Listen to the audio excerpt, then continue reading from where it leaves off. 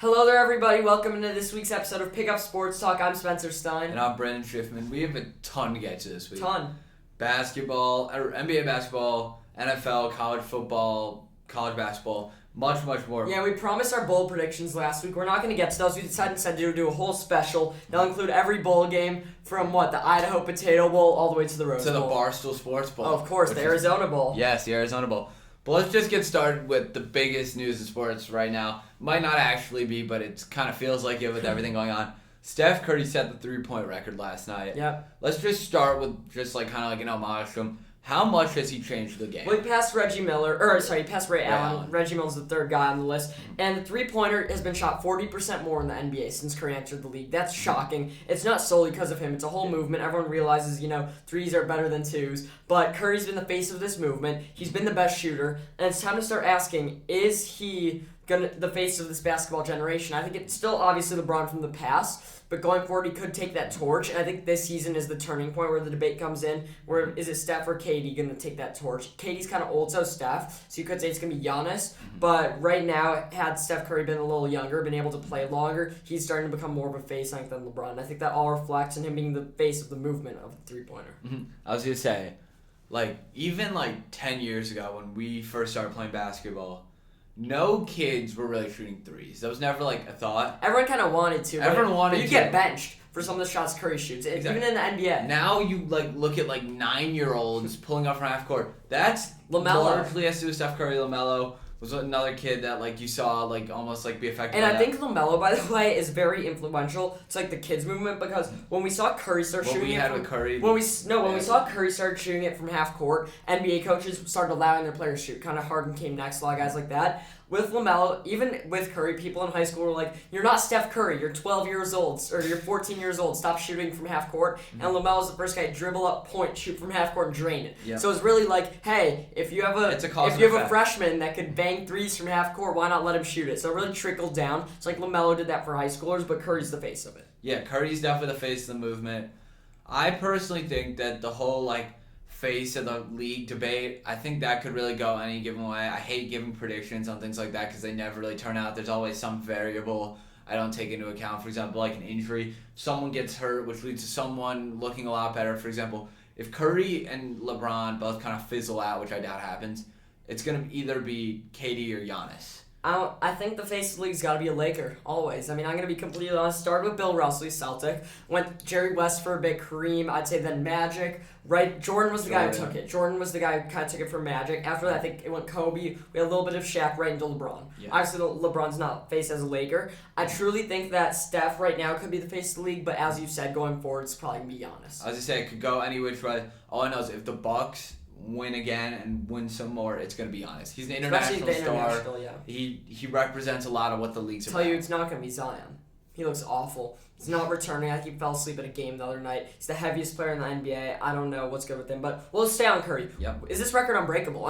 He just passed him. Mm-hmm. He's played, I think, under 800 games. This took around 1,300 games. Yeah. That is incredible. Curry's 32, 33 years old. He has a lot of years. He's going to get to 3,000 any day now, or in a couple weeks. He could get to 5,000 possibly. I don't think he will. I think he's going to get above 4,000. He could be projected, supposedly. ESPN says, I think, 2027, if he keeps playing, he'll get there. He's not going to play every game. He's not going to keep this 5.4 threes per game up. He will get above 4,000, though, I think. Mm-hmm. So my thought is to whether or not the record's unbreakable. Right now it is. I'm going to be real with you. No one's even close to him in the league right now, and he's not even done playing yet. He has time left. Therefore, I do not think it's unbreakable. The thing that I'm most influenced by is, we've talked about this movement.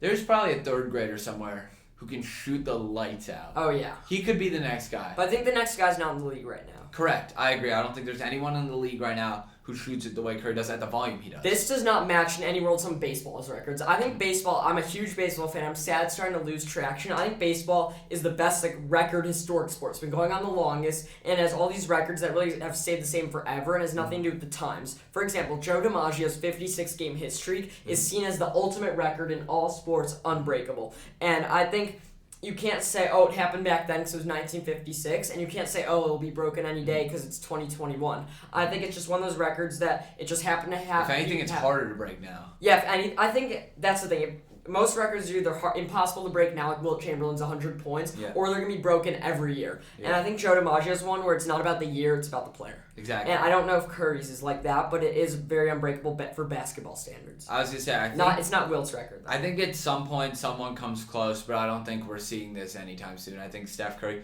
will have his name in the record books for a lot of reasons, but this one will stick for a very, very long time. I bet under 20 to 30 years. I will take that. But let's talk about more present day. The huge debate is he the MVP? Is he the best player in the NBA even? Both kind of matching both those questions. Who is it? Right now, it's a two-man debate, right? Like for MVP. For MVP, it's a two-man debate. It's between Kevin Durant and Stephen Curry. Whether or not you agree with that, it's your own thing. I feel like that's undisputed. Who do you have out of the two of them? Right now, I'm looking at it, right? Who's playing the best? I gotta say, probably Kevin Durant. I have to say, he's leading the league in points. He's been giving way more assists than normal, which I was surprised by. I did not expect that. He's even been rebounding the ball more. And this Nets team has been kind of a mess all year. He's the one thing that stayed consistent with them. I'd have to give it to them. I still think it's going to be Curry. But here's when it comes down to the debate is right now. Kevin Durant, I thought, would step up in the absence of all these players, especially James Harden. I think he's going to miss games with protocols right now. Because we looked at it, and we also looked at Westbrook's stats, they're both better when they didn't have other stars surrounding them necessarily. I think Kevin Durant has a better stat line. I think he's been going off more of late. But I think there's a good argument for Curry to be MVP. Just because he's not playing much worse than Durant, although it doesn't show up on the stat line because they've been blowing teams out. He's been having to sit out. He hasn't played as many minutes, I don't think. And it's just that the Warriors have been a much better team. He's more valuable to that team. Warriors are nothing without Steph, while Brooklyn could do stuff with James Harden. My vote would be for Curry today, but I think it is very reasonable for it to be KD, and I think KD maybe he's been the better player. Steph Curry's, I'm going to stay with my predictions, MVP, but I think right now the best player in the world. You know, all those years Steph was winning MVPs and Harden and Westbrook, everyone said LeBron's the best player in the world, regardless. He misses games, he doesn't have to show up every time. He's the best player in the world, and I think right now it's Kevin Durant. I think Kevin Durant. Regardless of Curry, Kevin Durant right now is the number one player in the world. Curry's right behind him. Giannis the clear three. I think those are the top three, and it's not close. Then there's a drop-off. Then comes LeBron. Here's what I'm going to say. As of literally a week ago, I said LeBron might be falling off. He's not hustling, but he just won Western Conference Player of the Week. And he has been playing well. And I said beginning of the year, they're going to start bad. LeBron at some point will hit his stride. And we haven't seen a bad year out of LeBron yet. Last year, I don't know if you forgot, all year, him and Embiid, two MVP guys. Embiid goes down. There was a 2-week stretch where LeBron, might have been unanimous. Then he went down, and it's like, well, who's it now? Jokic was I guess it's him guy. I don't want to underrate Jokic. I was talking about this with some people yesterday. Jokic was insane. And to say he's a bottom 5 MVP in the last 20 years is not bad. Because I don't think it's disrespectful, because I think it's true. I think he's one of the worst MVPs in years, and yet he was MVP. He was still the best player in the league over that year. So just saying he's the worst MVP doesn't mean he was bad. I will say that this year, MVP is going to be Steph. I think LeBron is still coming for heads, though. He has not had a bad year yet. Even dating back to last year, he was the best player in the NBA. Right now, he's still the 4th, and he's coming up to be put into that category. So right now, there's a top 3 tier than LeBron. He's pushing his way back to the tier. Would you put Giannis in that top tier? I said he was 3rd. Okay, got it. I was just the top tier is Steph, KD, and Giannis. Yeah. Then I'd say 4th is LeBron, 5. I'd still put Harden, 6 Jokic. Yeah. With them guys like Dame and Luka coming. The one thing I do want to talk about in regards to what you just said is this James Harden, we can agree, is not the same James Harden that was in Houston. It's not MVP James Harden anymore. It's 20 points and 8 assists per game James Harden. It's not 36 points and 10 assists James Harden. That definitely needs to be noted in, at least my eyes, in the best player in the world conversation. I don't think right now he's playing like a top 5 player in the league. Yeah, I could get behind that, but I think he's doing much more than his stat line says. Oh yeah, for sure. Let's move on to some NBA something or nothing. The first thing isn't something or nothing; it's everything. It's COVID in the NBA. Yeah. The Bulls' next 2 games got postponed. We see all these players going into protocol, and I think there's a chance at a shutdown coming again. I truly do. I'm not predicting it, but all I see in every alert on my phone is football or basketball. Someone has COVID. Someone's in protocols. More games are getting postponed. In hockey, we see tons of postponements. I think there's a chance at a shutdown. Bulls got postponed, as I just said.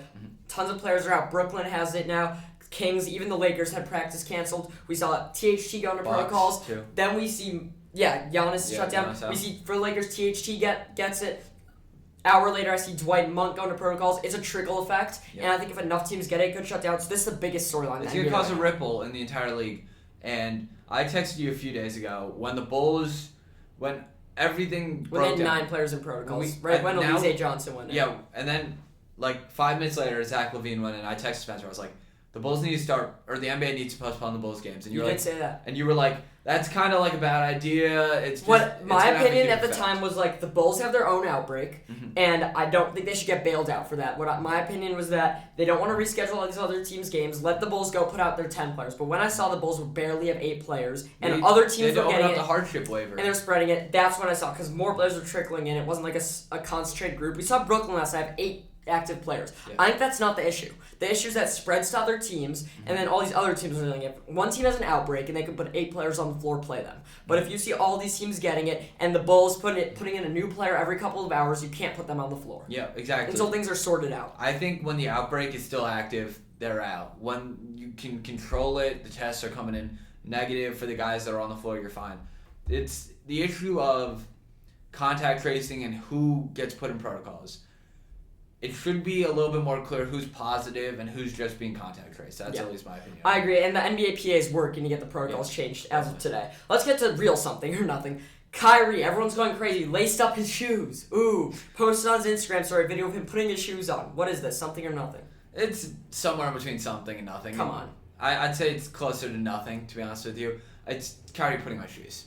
It's literally what it is. He could be doing anything. This video makes me angry because I was actually going to say, I was one of the first people I thought who tweeted that I didn't think Kyrie was going to play this year. And I was going to say before this video, hot take, I think he's coming back soon.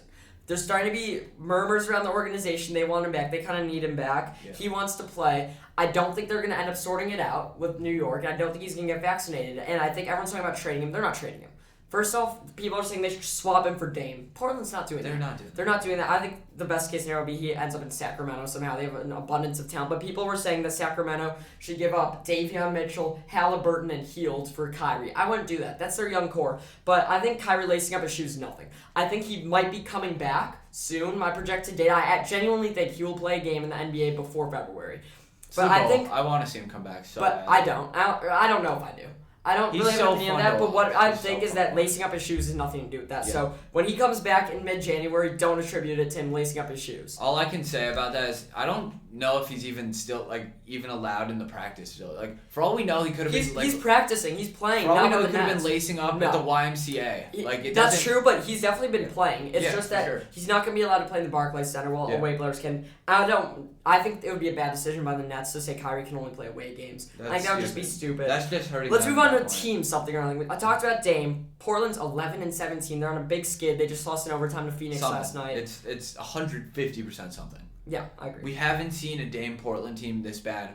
Really, I don't want to say ever, but have we seen him finish as a top 6 seed? Yeah, but since they became dominant, they've never been this much of an afterthought. I think last year they were the 9. What were? I think they were a playing team. I'm pretty sure. I'm pretty sure they were. But the Lakers played the Warriors. They've never been this much of an afterthought. Wasn't it Lakers, Warriors, Memphis? I'm forgetting the 4th, but they definitely had to. Oh, it had to. Wasn't it the Pelicans? I want to say it might have been, but they definitely. Then they probably would have been the 6 last year. But 2 years ago they were the 8. This year, I don't. They're gonna make the play. They're in a complete Dame will hit a stretch. They have zero chance of competing. Yeah. Right now, their odds of advancing out of the first round is about 10%, and they have one of my favorite player in the NBA, Damian Lillard. He needs to get out there. Yeah. He's been saying he wants to stay there for years. He needs to get out there. It's that simple. Mm-hmm. Yeah. I mean, they've become an afterthought, and that's a joke. They have a top 5 player in the NBA, in my opinion, Damian Lillard, who I think is the second best point guard in the league, and it's closer than people give him credit for. Yeah. At this dude's prime, he could average 45 for an entire month. Mm-hmm. If he has to, he'll put the team on his back, but that shouldn't be the case at all. Agreed. And CJ's also out, though. One more, Knicks, 12-16. Yeah, no. 16. Said at the beginning of the year, Randall's not Jesus. He's not saving the franchise. Same opinion, I agree. I don't know if they'll make the play, and they will. I don't know if they will. I think they'll make the East has a lot of teams that could do it over them. I think Toronto can be better than them easily. Yeah. They have Van Vliet, Barnes, Siakam, and Barnes have been good. Yeah, I agree. And Gary Trent Jr. Last night they had 4 players above 20 points. They did lose to Brooklyn shorthanded, but I still think they could put up a better fight. Plus there's Atlanta, Boston, Charlotte, Wizards, who knows. Yeah. Let's move on to NFL. Sorry. This is our opener. We're going to start Packers-Bears. Yep. How do you feel about it? Sad? I mean, to be honest, I don't. I was gonna say I thought we were gonna lose by 30, so I'll take a 15-point loss any day of the week. It's not about the 15-point loss. It's about how they played. They had the lead early. First off, I tweeted about this that the reason we were in it. Rest special teams. Yeah. The special teams is insane. Jakeem Grant is Jesus. He's the Julius Randle, what he was supposed to be for New York. Justin Fields showed promise. He looked good. And I think next year we can have a top 15 offense. Book it. That's a hot take. We have Darnell Mooney, who can be a top receiver. Cole Kmet's up and coming, so is Jimmy Grant, even though he had a big miss. Montgomery's so good. Plus, we have Khalil Herbert. O-line's on the come. The O-line's on the come. This was the first game. We saw Borum and Jenkins both out there after Jason Peters went down. Jenkins was kind of problematic, though. I don't know. Early on, they looked good. I think next year, if the O-line can be top half of the league, that could lead the running game. They could lead the passing game. Goodwin, if they could keep Jakeem Grant, keep Mooney. I don't even know if they need to keep A-Rob. I think he does bring leadership. One receiver away, I'm telling you. Or just one anything away. I think for offense specifically, it's receiver. Us with a healthy defense is scary, though. Oh, of course, but if they can get a receiver to go next to Mooney, and if they could keep A-Rob in addition to that, and get some, not necessarily low level, but like a guy who can be an actual threat on offense, maybe out of the draft, I could see that being our 3rd or 4th round pick. I think their offense could be scary next year. They showed real promise. Packers obviously scored a lot. Packers are like one of the best teams in the NFL. I don't know why there's any expectation. I will say, last week I was so adamant Packers are the best team. Starting to lean, I think the Bucs are going to beat them in the playoffs. I really do. The Bucs are I think both teams are going to win out. How about that? I think both teams are going to win out. Packers will be the 1 seed. Mm-hmm.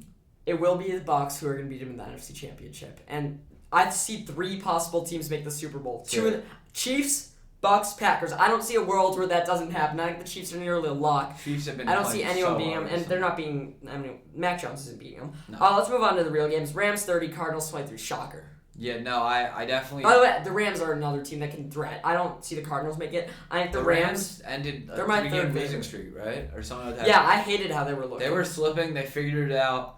I don't think very many people predicted them to actually win this game. I definitely didn't. I didn't. Looking back, I'm thinking. I thought the spread was bad. I thought they were going to get blown out. Yeah. Looking back now, I'm starting to think about how dumb I was for that because Kyler was banged up and D-Hop was coming off injury. Just the whole thing was the perfect storm for the Rams. Looked good. They got Odell involved. Kupp had a great game. Stafford threw 2 picks. And they did without Jalen Ramsey. Their COVID issues are huge. We talked a lot about the COVID issues in the NFL in our fantasy episode, so check that out. Yeah, sure. They lost 3 in a row. They beat the Chargers. This game was like they're not legit. They went out there and beat a good Cardinals team shorthanded. Mm-hmm. Rams, in all reality, we haven't liked how they've been playing, but on paper, they have the best defense in the league because they probably have the 2 best defense players in the league. Yeah. Outside of Micah Parsons. I'm not going to get to that yet. We'll talk about that later. But Aaron Donald's the best defensive player of the year and of the NFL, and Jalen Ramsey's the best secondary player. Mm-hmm. Their offense is getting moving. Odell's finally meshing in. They have Cooper Kupp, best receiver in football. We'll get to that. We talked about that in the fantasy episode too. And Matthew Stafford's great. They're my 3rd best team in the NFC right now. I think the Cardinals still might get that 1 seed, but I think the Rams are better than them. Mm-hmm. I like that take. Let's move on to a team you mentioned earlier. The Bucs beat the Bills in actually a great game. It was closer than I thought. It went into overtime. Rashad Perryman, game-winning touchdown. I thought the Bucs would win more handily. They were killing them, and then they somehow gave it up. But then Josh Allen had a good game. Yeah. Bucs defense scares me a lot. That's the only reason. When they were healthy last year, they were so good. They were the best in the league. That's the reason I think the Rams on paper are actually better than them is because their defense. But I still trust the Bucs offense so much. They have so many weapons. AB's not even there. They have Fournette. Mm-hmm. The way I see it, honestly, I think the Packers' offense might be better than them, and the Rams' defense is better. But something about Brady, and if they can bring their defense back, I'm getting less confident. I don't think they're going to be able to get that defense fully back, though. I think Richard Sherman sucks. Richard Sherman's all right. He's not done. Great. Murphy Bunting, I think, is coming back soon. Yeah. I want to say that could be big for them. They really need their offense is built on individual pieces, is what I'm realizing. And when it comes together, it's great. When it's not, it's a mess. Yeah, but they haven't been playing as good late game as we expect Brady teams to do. But we gotta stop acting like Brady's their team. He's their quarterback. Yeah. He doesn't affect the defense. Everyone's like, oh, Brady can carry culture guy. It's not like he's playing linebacker in the middle of the game. Their defense is blowing leads, but it's whatever. Chiefs 48, Raiders 9. That was a massacre. Chiefs have now massacred them twice. Yep. Raiders went and stomped on their logo. Chiefs said no. We're blowing them out. Raiders can't be doing that. The Raiders are a sorry team, just like the Giants. But the Chiefs' offense the Chiefs might be fully back. They're a well-oiled machine right now. I mean, I know that's kind of like a corny way to say it, but the biggest criticism of Mahomes coming into this game was he hasn't been throwing a lot of touchdowns. He answered all those haters for sure. And they've allowed 9 points 3 in a row, and The game before that, they allowed 14. Game before that, 7. And 2 games before that was 3. Their defense is good. And the game they're the worst. Like, they had the first play of the game was a fumble return for a touchdown. I think they had a pick 6 2 weeks ago. And if their offense, we trust. Yeah. Their offense, I said, is their weak. It was their not strength. It was their strength forever. But last week I said it was holding them back, and I don't think their offense could be fully back. I think that was an outlier. I don't think we're gonna see this week a huge week out of their offense. But I think in the playoffs they're gonna bring that offense. I think they're gonna have the best defense ever, and I think they have a better team than last year. I genuinely think that. They started awful. Last week I said I hate how they look, and right now they're so much worse than last year. I think by Super Bowl time they're going to be there, and they're going to be playing better than last year, and if we see a rematch, I would have to genuinely consider the Chiefs taking it. But if they play again, there's no world I'm taking the Chiefs. But I think they'll have a better chance than last year. I think right now they're worse than last year, but I think the way they're playing, the way their defense is playing at least, their offense will have to pick up the slack, and by Super Bowl time, the Chiefs are going to be sitting there riding a win streak? Where are they on now? 6 game?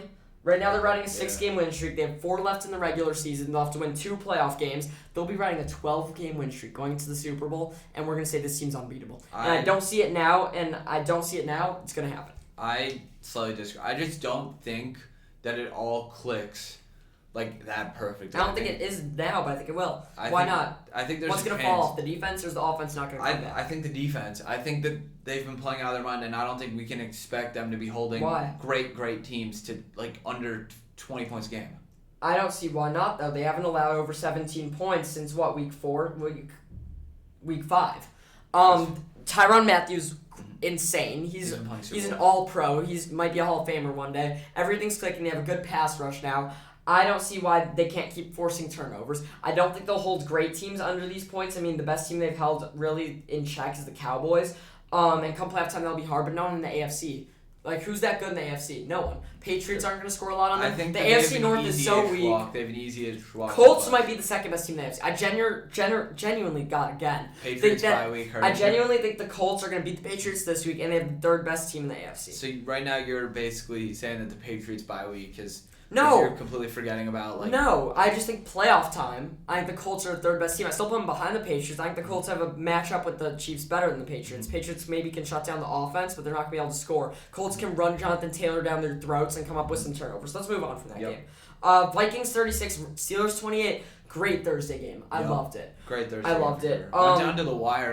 And the Vikings started with the blowout. The Vikings cannot make the playoffs because they can't finish the 4th quarter. Yeah, no, that game there was some major glitches on both sides. Dalvin went crazy. Najee went crazy. But the Vikings had that game as, a lock of all locks. And it just fell apart. Yeah, and I don't know if my face is turning red, but I'm holding in Claypool roast anger. We're going to hold that in and channel it for our roast test. Brandon, rapid fire. Let's go. Hit it first. So, yeah, the first game, 49ers-Bengals. This game went down to the wire. It was an overtime game. Brandon Ayuk had the game-winning touchdown. It was a super good game. What I do have to say, Jamar Chase's numbers were somewhat hollow. Going into the second half, he had 2 receptions, and then by the end of it, he had 2 touchdown receptions. So yeah, I'm telling you, since week 8 and from here on out, Waddle's the best rookie receiver. Ravens 22, Browns 24. Lamar got hurt early. It looked bad. He got carted off, not the field, but from the sidelines to the locker room. He's supposed to play this week. I don't know. I think he has to, but I don't like it. The AFC North, weakest division in the AFC, even weaker than that Titans-Colts AFC South. I hate the division. Steelers are bad. Cincy, I think's hollow. They have a couple losses in a row. Ravens have been bad, and the Browns are utterly atrocious. They got lucky here. Huntley did bring him back. Browns didn't score in the second half at all. I think they were up 24-3 and almost blew it. Ravens covered. No one saw it coming. Good comeback game out of the Ravens. Both these teams not a threat at all. Next game, Saints-Jets, another game kind of filled with non-threats. Camaro went crazy, though, which was good. I think that's super telling. He got 27 carries coming off his injury. That was big. And, yeah, Taysom held a great game. Yeah, Cowboys football team. Cowboys started early. Comeback started coming. Kyle Allen went in there and played well for Washington. I thought Washington would win this game. They didn't. But it's not because the Cowboys good play. The storyline is Jerry Jones said today it's fair to say Dak is in a slump, and I think that's crazy. But Jerry Jones always speaks what's on his mind. He always tells the truth. And I think although Dak is in a slump, he can recover. I don't know if he's going to. I think this is going to be a huge week, but I think after this week against the Giants, I don't know how much more they're going to win. I think they're definitely going to lose in the first round of the playoffs. Yeah, some Cowboy slander coming from And we're waiting on Micah Parsons, too. He's the best rookie in the league. It's not close. He could win. I think he should win Defensive Player of the Year. We'll get to that in a sec. Next game. Seahawks beat the Texans 33-13. Russ finally had his good game, ish. Against the worst defense in the league. Yeah, there's not much more to say about that one. Hey, think they can make a playoff push? No. Absolutely not. NFC's weak, man. If they don't, maybe Falcons make it. They're 6-7 now after beating the Panthers 29-21. I don't have much to say about this game individually. Cordell Patterson's great. What I do want to say, Panthers, what's with their quarterback situation? I told y'all Cam Newton would be bad. He got benched. Get him right back out the league. He's lost, I think, 7. It might have been 11. I think it's 7 games in a row as a Panther. P.J. Walker went in. I'm telling you guys, he's better. Darnold got activated today. Who knows what they're doing in Carolina? I think they need to blow things up. I think they need to try and not win a game for the next 3 seasons to have a chance of winning. Even Christian McCaffrey. Develop that defense. Even Christian McCaffrey seems like he's not all that. They did fire Joe Brady. I don't know what's going on in Carolina, but it is a dumpster fire. And maybe me saying that will make it turned around, like how you said that about the Chiefs. Mm-hmm. Turned it around. Yeah, interesting Good job, callback. Brandon. Interesting callback.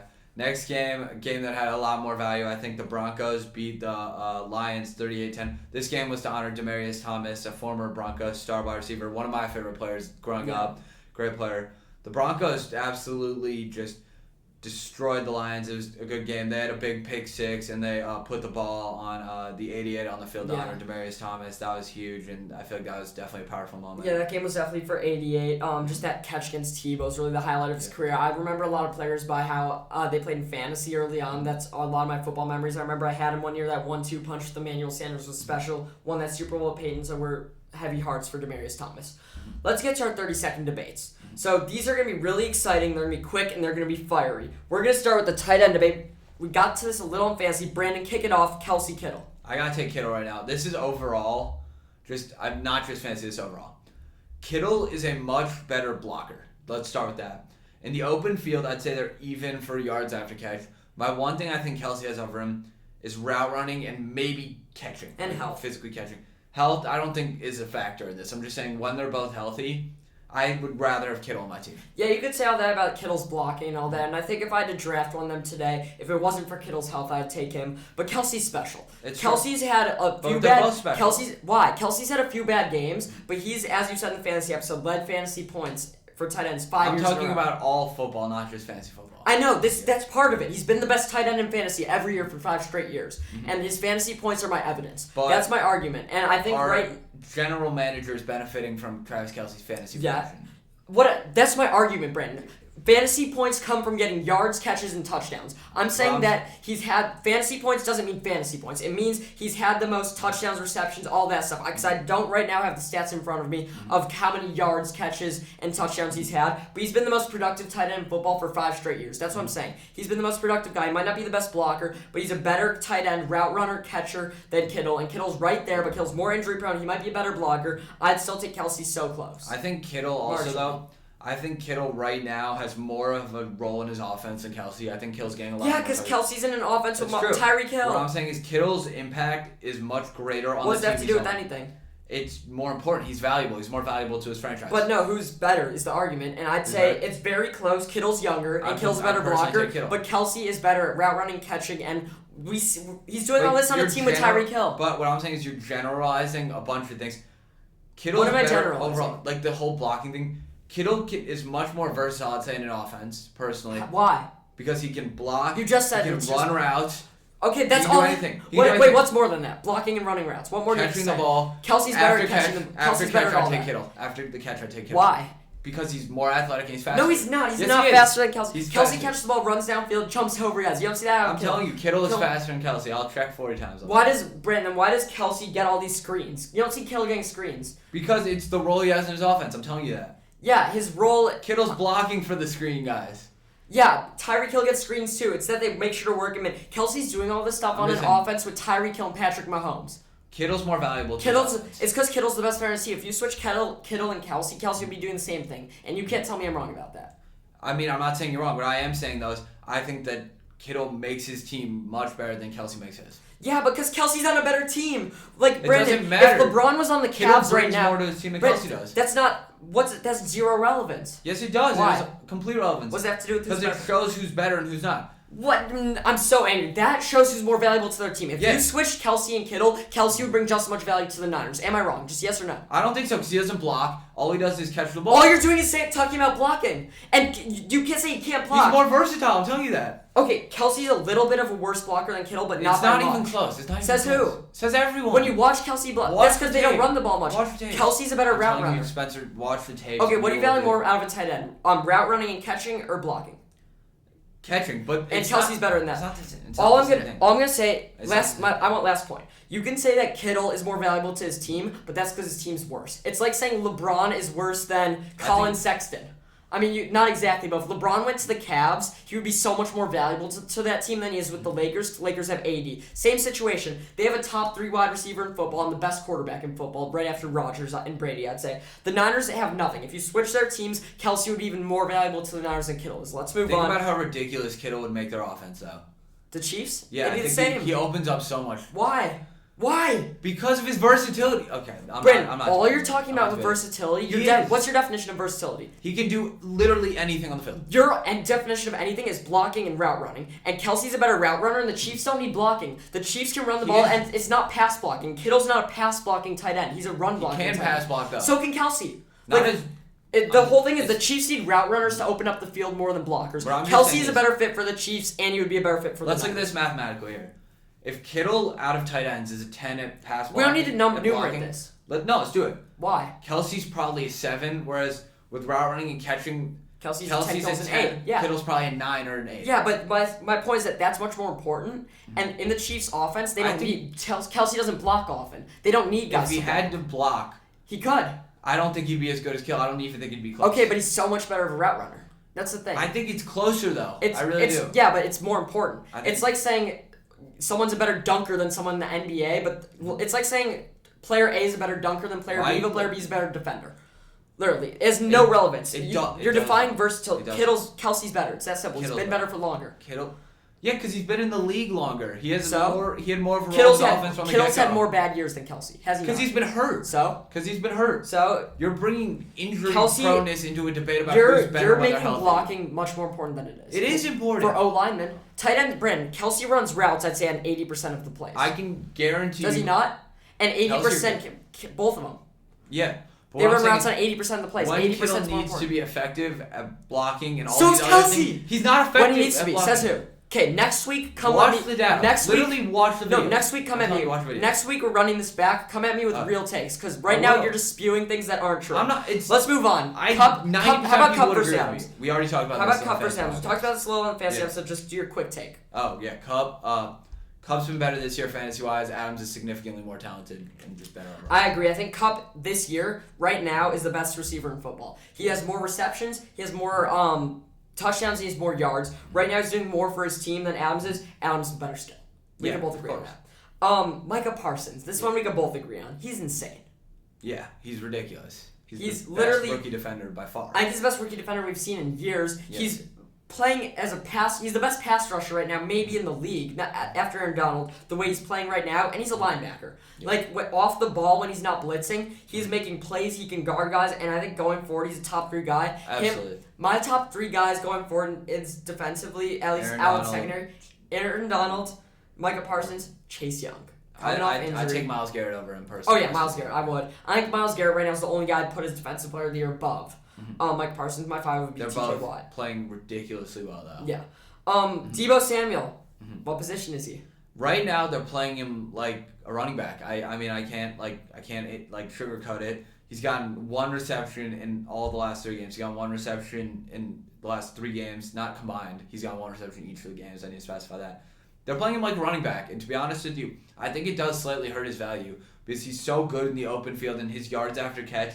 He's probably the best in the league. If not, he's top 3 for sure. Yeah, Deebo's great. I trust Shanahan. He utilizes Deebo however they need him to. He's only had 1 catch in each of the past 4 games. I think that's fine. They're winning games, and whatever they need out of Deebo, they can get. Brandon Ayuk stepping up as a receiver, so if they need Deebo to run the ball, great. But they do have Elijah Mitchell. I think wherever they play Deebo, I trust them. That's my only take. I just think they should be passing the ball to him more because his passing and after the catch is his best aspect, and they're not even letting him use that or utilize. I mean, to an extent, they will pass to him when they need to, but running is you're saying that he's best after the catch, and basically what they're doing is taking away the need to route run, just handing him the ball. I don't see why it's an issue if you're saying the best thing is him after the catch. I think he's one of the most elusive wide receivers in the league. I just think they'd maximize him by putting him out for more routes and giving him more targets. He's still running a good amount of routes, though. Let's move on to our 2 row sessions. Yeah. I want to start first. Chase Claypool, I called him a TikTok boy weeks ago. He should be benched and not allowed to play for the rest of the season because of what he did after that catch. He was finally playing well. I texted you, hey, he's on your fantasy team. Maybe he's not so bad.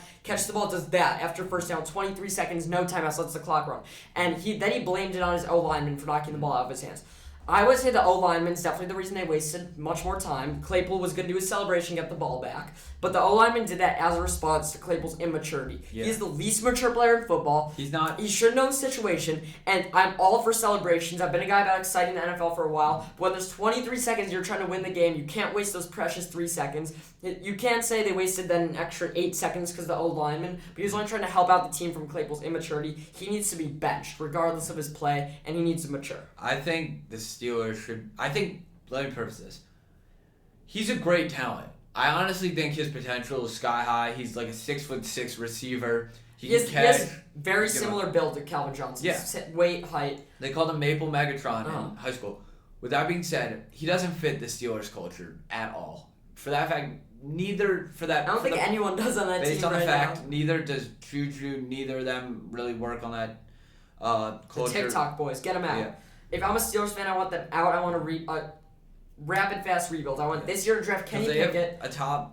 This year, Kenny Pickett is the ideal pick because he's out of Pitt. He shows talent. He can be Roethlisberger's replacement. Najee fits the culture great. They can turn around the O-line in a heartbeat. I love Freiermuth out of Penn State. He's a great tight end. You're getting a top 5 wide receiver. Top 7. He's not top 7. He is. Deontay Johnson. He's been playing out of his mind. So he's not a top 7 receiver. He's been playing like one. Oh, he's not. This year, he's been playing one. Okay, but I can name a bunch of guys. CeeDee Lamb, I'd say, is better. Jay Jettis, I'd say, is better. He's been playing like a top. Yeah, but he's not going to be. Okay, fair. But they have one more receiver. Their offense can be back if Kenny Pickett's that guy, and their defense is always good. Rebuild time.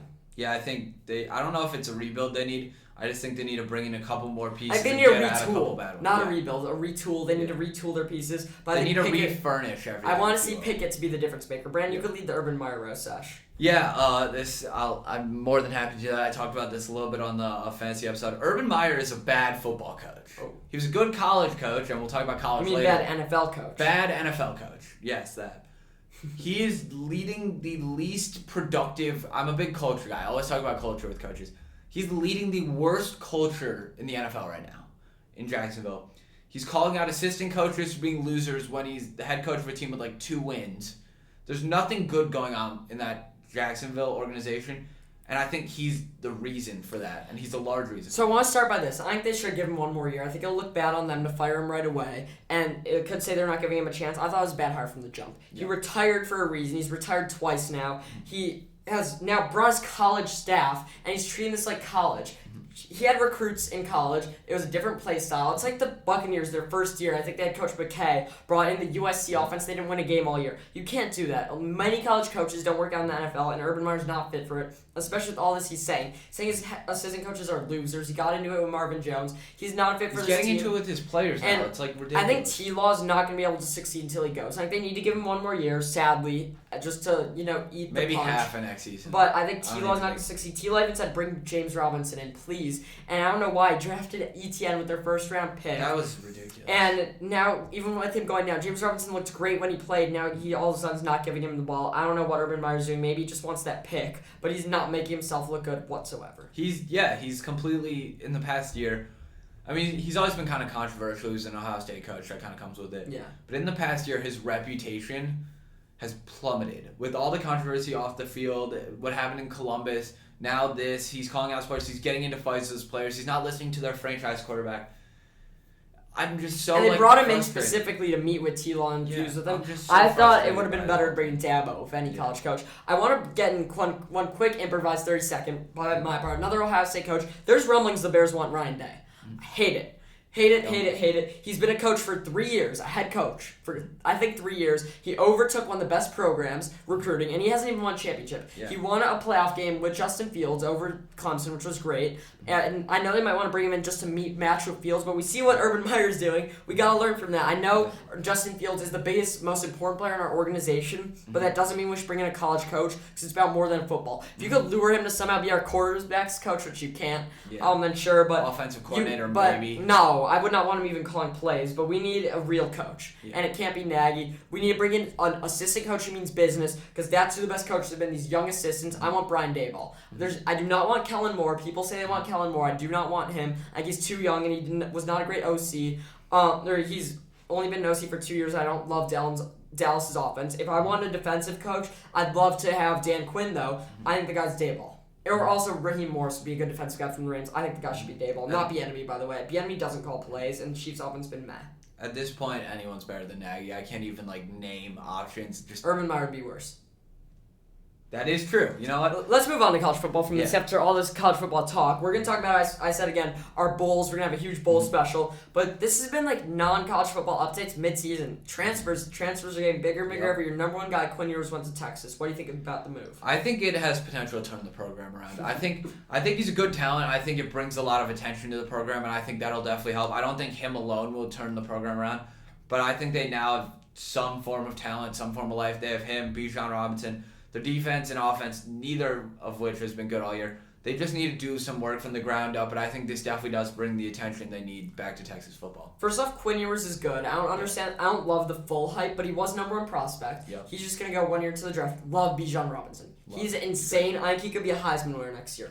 Despite this, do not like Texas. Texas have been saying they're a great program for years. They haven't shown it. They haven't been good since Mac Brown. They haven't been good since Vince Young. Yeah. I don't think Sarkisian's a good coach. I didn't like him at USC. I didn't like him when he was OC at Bama.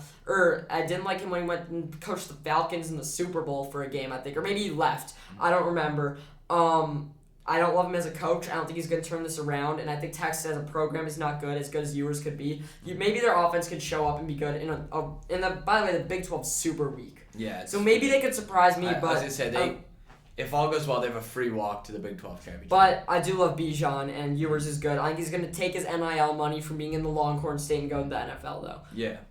I think that hopefully just a random guy who I'm high on, Malik Murphy, he's a Texas commit. Hopefully he doesn't leave, and hopefully he trusts the process and just sticks with it. They should be getting more Oklahoma flips, I think. Mm-hmm. The next big transfer, speaking of Oklahoma, was Spencer Rattler. He committed to South Carolina. What are your thoughts on that? Don't hate it. I actually do hate it. Not for South Carolina. I do think South Carolina's an underrated program. They're in the SEC. They've made headway before, and I do like them. However, I think Rattler should have gone to a weaker conference. The SEC is going to dominate him. That South Carolina can't compete in the SEC just because, Bama, LSU, Ole Miss, Auburn, Georgia, just to name a few. Yeah. I think he should have stayed in the Big 12 somewhere, gone to the Pac-12 or ACC. I would have been the biggest fan of the Pac-12. I didn't think UCLA was a good fit, but I think if he could have transferred to a school like Washington, where they ended up getting Michael Penix, old Indiana quarterback. Hate to say it, I love Penix. I think he's washed. He was so good 2 years ago, or last year, but he's torn his ACL. He's got injured now twice big time. I don't think he's going to turn around. I think if Rattler went there, he would have had a better chance of competing. It's a good program, new coach. I would have liked that better. But, South Carolina, he can be seen by scouts. He can prove once again that he's a good quarterback. So I think it wasn't a bad move for him, but I would have preferred to see him go to the Pac-12 or maybe ACC. My personal take on this was I think he wanted to go somewhere that was still slightly in the spotlight, but the expectations were a lot lower. Yeah. I think that honestly, these Heisman expectations really hurt him. I think he was sitting here kind of thinking okay, they see me as Heisman or bust. I don't like that. I don't like that at all. And that's when he cracked under the pressure. I think South Carolina is a fine place. I liked what you said about the Pac-12. I think a school like Oregon could have potentially been a better place for him to have gone. But I'd like to see what he does in South Carolina. Yeah, maybe he does just want the benefit of the doubt to be in the SEC. But I think the main thing is he likes the campus, he likes the coaches, and he wants to be seen. And it comes down to that. Let's move on to another college football. Travis Hunter, number 2 recruit in the country, all of football, every position. Jackson State, HBCU, we've seen very little of this. Coach Prime, bringing him back. I love this movement that a lot of players are going to HBCUs. I know we saw it out of, what's the basketball player that went to Howard? I'm blanking on the name right now. McCur. McCord Maker. So I love this movement. Number 2 recruit in the country, though. Never would have expected this. Yep. Here's my big question, though. Do some coaches in college football have more name value than their programs? Yeah, so I specifically wanted to talk about this just because guys like Nick Saban and like Dabo Swinney, other guys like that. Would you say like that some coaches, like guys like, are people going to Bama, I guess, to play for Nick Saban or play for the Alabama Crimson Tide? Here's what I would say. Saban is the one who's made them basically be in the top 4 every year for the past 10 years. And they go to play for Bama because of that. So it's like transitive property. Yeah. Because of Saban, they're great, and because they're great, they get recruits. It's that simple. If Saban were to go somewhere else, I think everyone would move there. We saw it with Lincoln Riley. So I think a lot of it is that I think players go to consider places because they win. But the reason they pick schools is because coaches and recruiters. Yeah. They don't pick Bama for the campus like a lot of students do. They pick it because they talk to Saban. So I think it's their name value that's been enriched in them because of Saban. And if Saban were to leave, things would change. But I think with this, it's obviously all Coach Prime. Mm-hmm. It's that this school is basically... He's changing the game. He's changing the culture. Absolutely. And I love how this movement's happening, as I said. Hugh Jackson to Grambling is going to be a big move now. Mm-hmm. I think they could start getting recruits. And I love this that Dion is really bringing in guys. Dion's exciting. I think if Dion was at like a school like Georgia, if for some reason they wanted to bring in a new coach, he could get the best recruiting class in the country. For sure. People want to play for him. So like a lot of it has to do with coaches, but coaches can't just go anywhere and win. They have to start winning first, build up their reputation along with the programs, and it goes hand in hand. Absolutely. I like what you said just now. Let's move on to some college basketball real quick. Just a quick little college basketball update. You want to introduce it? Sure. So off the bat, number 1 team in the country is Gonzaga. They beat UCLA. They look great. Duke beats them, becomes number 1. Duke loses, Purdue beats them. Purdue becomes number 1. Now Baylor. We saw Purdue lose to Rutgers last week. Now Baylor's the one. Baylor this year, I said, would not be as good as they were last year. I loved them last year, but they're undefeated. They've looked amazing, and they're the best team in the country. This college football season, college basketball season, is going to be insanely good. We're going to see so much shake-up at the top. I don't like Gonzaga a lot. They're not going to make the Final Four, as I said earlier. I still think Duke's great with Paolo. I still think Purdue might be the most talented team in the country. It's been interesting to see them. Built up a ridiculous culture. Yeah, so Jaden Ivey, obviously great. Zach Edey doesn't get talked about enough. He's 7'4". Yeah, like, they just give it to him in the post. Their best player, I think, is Trayvon Williams, though. Mm-hmm. Big man. He's going to be drafted high. He's out of Chicago. He has been cleaning up the boards. I think in their last game, I'm forgetting who they played. He got a great bucket late. It was NC State, that game in overtime. And they haven't been playing, and they were the one team in the country, and I still think they haven't played up to their full potential. Stefanovic has been there forever. I think they might be the best team in the country. Duke's right there. UCLA's right there. Gonzaga's still right there, even though I don't like them as much. Without that loss to Rutgers, I think that Purdue would be seen as like the clear-cut, undisputed one. But Baylor surprised me, and Baylor, it's just their coaching at this point. They're building a real program that can be dominant. Yeah, for sure. I think Baylor losing Davion Mitchell was huge, and a lot of people just completely forgot about them because of it. But really, they deserve their respect. They've built it up. Yeah, definitely. And as you said, they had to fully rebuild everything, and I didn't think they could do it behind Matthew Meyer, but maybe they can. 2 more things I want to mention. Memphis, I said would be great this year. They lost 4 in a row. Last night they upset Bama. Bama's been great. I loved that win out of Memphis. Amoni Bates good. I forgot who the other top 50 recruiters they have. Penny's going to turn that program around. Woo Pig, other one, 9-1. I was looking at next year's basketball class. I think they have 2. They have like the 5th and 6th top recruits scoring to ESPN. Woo Pig on the come up. They're gonna be good for years to come, and I love their coaching. Yeah. So without further ado, let's go into our NFL predictions to change gears. Last thing of the week, Brandon, kick it off with Thursday night Chiefs Chargers. Thursday night, from what I've seen right now, this appears to be game of the week. I'm really liking this game. Really? In my opinion, at least. I haven't done too much research coming into this. It's Chiefs-Chargers. I'm going to take the Chiefs by a touchdown. I think they handily take care of the Chiefs behind the undisputed best tight end in football will take this game by much more than 3. I think they'll win by a touchdown, maybe even 2 possessions. Game of the week, I do think it's Patriots-Colts, not that. So Chiefs will take it. Let's get to Patriots-Colts. Saturday game. I actually like Saturday games, other than the fact that symbolizes college football's kind of over. They're fun to watch. Patriots-Colts heavyweight battle in Indy. Who you got? I'm going to take the Patriots, actually, in the headline pick by a field goal. I think that they definitely cover that. I think that they're going to dominate this Colts team. And I actually think their defense is going to step up and have a great game. I was going to say, streak ends here. Take the over here. I love the Patriots defense. This is going to be the game they fall apart. Jonathan Taylor's going to go crazy. Michael Pittman's going to be working it. And the Colts defense is good enough to shut down Mac Jones. Headlines, Mac Jones is a bad game. Patriots defense falters late. Colts win. I completely disagree, but let's move on to the other Saturday game. Vegas versus the Browns. This is an injury and COVID-filled Browns team. What's your take? Yeah, if it weren't for that, I'd take them slightly. I'm not excited for this game. Vegas really does not look good whatsoever, so I am scared to take them.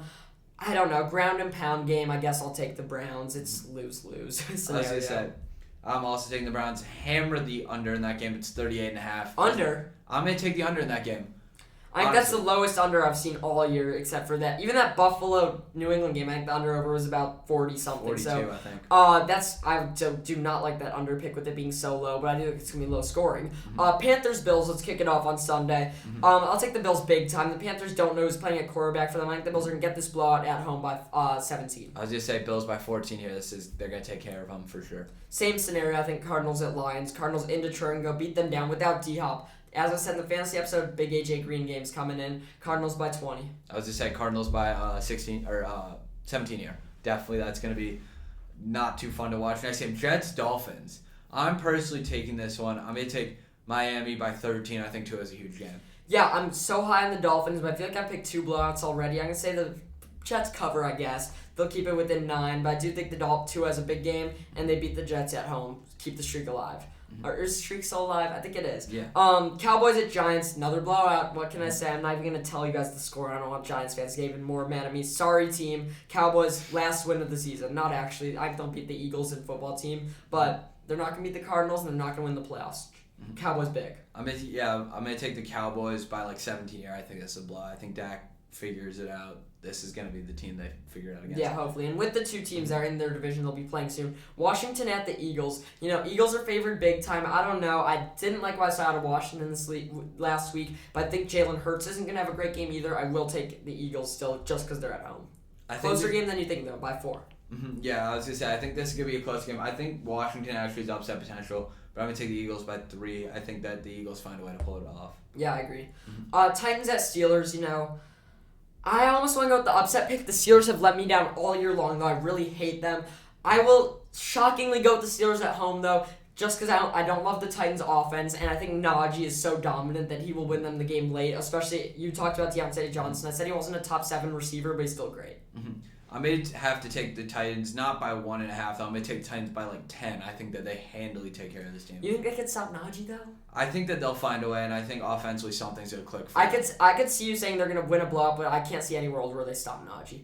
Texans at Jaguars. Do we even have to predict this game? So sorry. I will take the Texans upsetting Urban Meyer's on the road. I'm taking Texans. Big game for Brandon Cooks. Big game for Davis Mills. He's going to get that starting QB spot in Houston, so next year they take Thibodeau. Yeah, I was going to say, big upset game here. I'm going to take the Texans.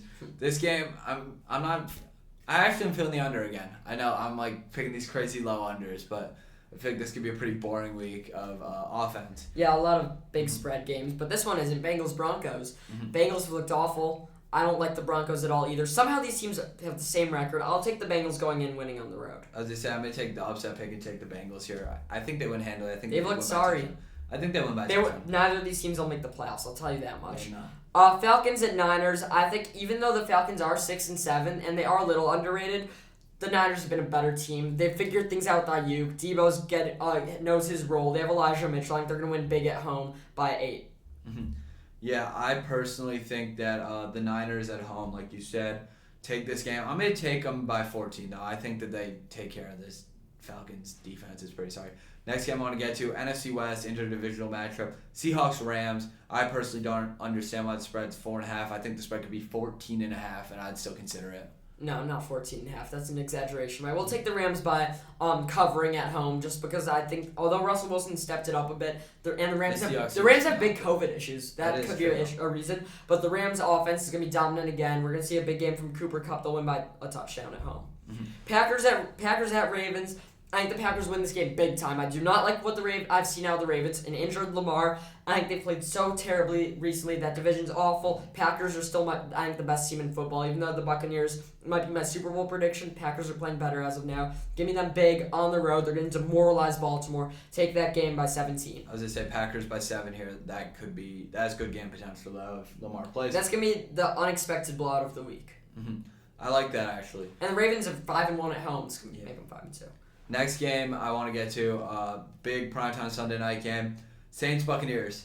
The spread's 11.5, but the Saints of recently have been Bucks, Tom Brady's Achilles heel. Tom Brady's only beat them in the playoffs. I think he's going to beat him again here at home, big time. He's going to show what he is, win by 14. This game is going to decide if I move on the fantasy playoffs. God, please let my injured team move on despite Swift and Hopkins being done. My personal pick on this, I'm going to take the Buccaneers by 17. I think they take care of them handily. I don't know. Last game, our Bears versus the Vikings You on take Monday night. NFL, please stop giving us Monday night games and Sunday night games. They just want to show the world we're failing. Maybe stop giving us games at all. We don't want to watch the Bears anymore. Well, I do, because we're winning this game. Heard it here first. Vikings can't finish games. You saw them last week. This is going to be Justin Fields' first comeback win. The Bears are going to look decent in the first half. Their defense is going to look great. Justin Fields is going to go score 17 points in the fourth quarter, beat the Vikings in an upset, come back at home, fourth quarter, cold, rain, December, Chicago. We're taking this bear down.